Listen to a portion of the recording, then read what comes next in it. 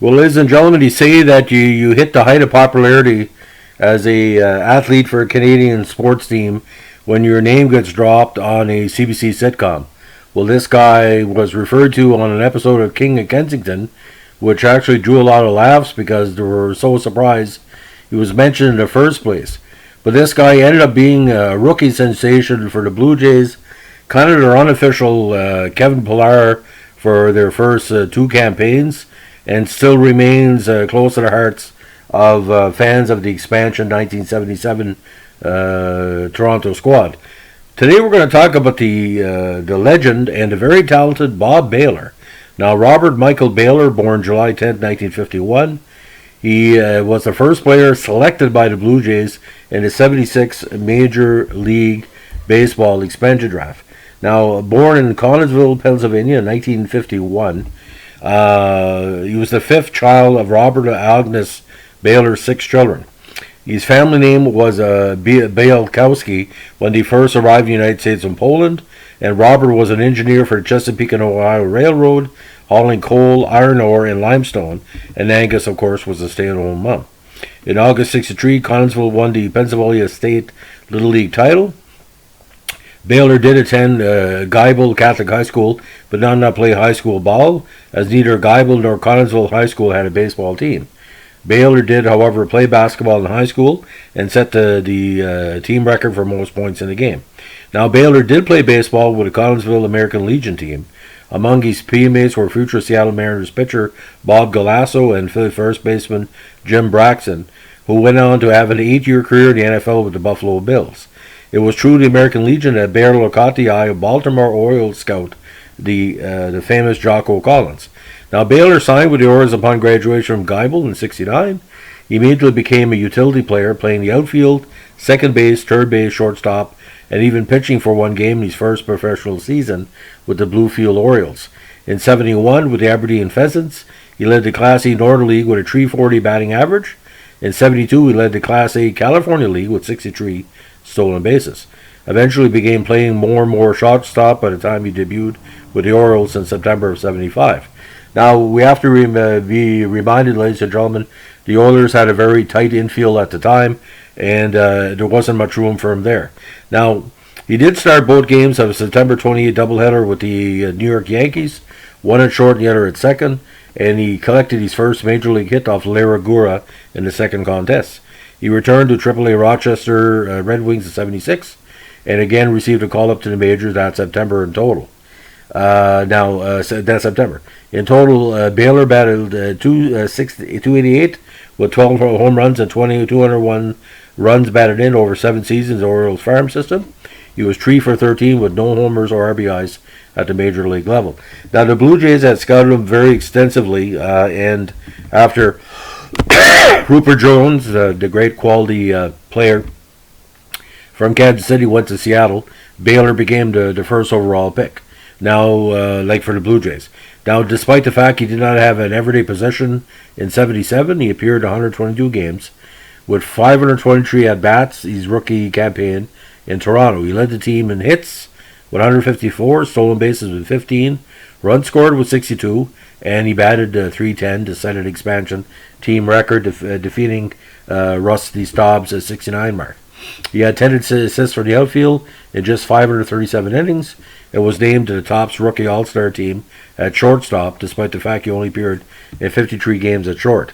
On April 20th, the Yankee Sparky Lyle struck Bailor out for the first time in his major league career. He had batted a record 51 times before striking out for the first time. Now, in '78 and '79, Bailor emerged as the Jays' regular right fielder, though he still played many positions. In '78, he drove a career-high 52 runs, while striking out only 21 times in 621 at-bats. He was named the Blue Jays Player of the Year for the first 2 years of the franchise's existence. Now, Bailor's production did decline in '79, as he batted only with .229 with 1 home run and 38 RBIs in 130 games, but he had 15 assists from right field, and he tied Dwight Evans for the most in the league for that campaign. In 1980, Bailor lost his job to marquee player Lloyd Moseby, and was used primarily as a fourth outfielder. He also appeared in 3 games as a relief pitcher, allowing 2 earned runs and 2.1 innings pitched. Now on December 12th, the Blue Jays traded Bailor to the Mets for pitcher Roy Lee Jackson. Now with the Mets, okay stats, but he because of the emergence of Wally Backman and Tom Verizon, he didn't have the number one start. Now his first season with the Mets, he ended the season with 404 plate appearances, stole 20 bases, and an 87% stolen base percentage. Now, he did bat 300 for most of the season, but again, they were looking at Verizon and Backman as the later, later set-tos. Now, he did begin the 83 season as the Mets starting shortstop. For the season, he appeared 118 games, his best total since '79. And on December 8th, Bailor and pitcher Carlos Diaz were shipped to the Dodgers for Sid Fernandez and Ross Jones. Now, Baylor's first season in LA started late and ended early due to injuries. He dislocated his left shoulder during spring training, causing him to miss the first month of the '84 season. He then tore the cartilage in his right knee during batting practice on August 12th, requiring arthroscopic surgery that pretty much ended his season. He entered the campaign with no home runs and 8 RBIs in 65 games with a .275 average. In '85, Bailor hit .246 with an .07 stat line in 74 contests, helping the team reach the postseason. In the '85 NCLS against St. Louis, Bailor got into 2 games, going hitless in 1 at-bat as the Dodgers lost to the Cardinals. And on April 2nd, '86, the Dodgers released Bailor. Now, full career statistics: 955 games, 775 hits, 9 home runs, 222 RBIs, 90 stolen bases, and a 2.6 career average. Now, he later on went on for a coaching career. After his release from the Dodgers, Bailor was offered a player coach position with the Syracuse Chiefs of the Toronto minor league system. He turned the position down in order to spend time with his newborn child, Robert. A year later, though, he accepted a position with the organization managing the Florida League's Dunedin Blue Jays. Bailor went on to manage Syracuse from '88 to '91 and was named International League Manager of the Year as he led the Chiefs to a first-place finish. From '92 to '95, Bailor served as a coach with Toronto Blue Jays when the Jays won their back-to-back titles in '92 and '93.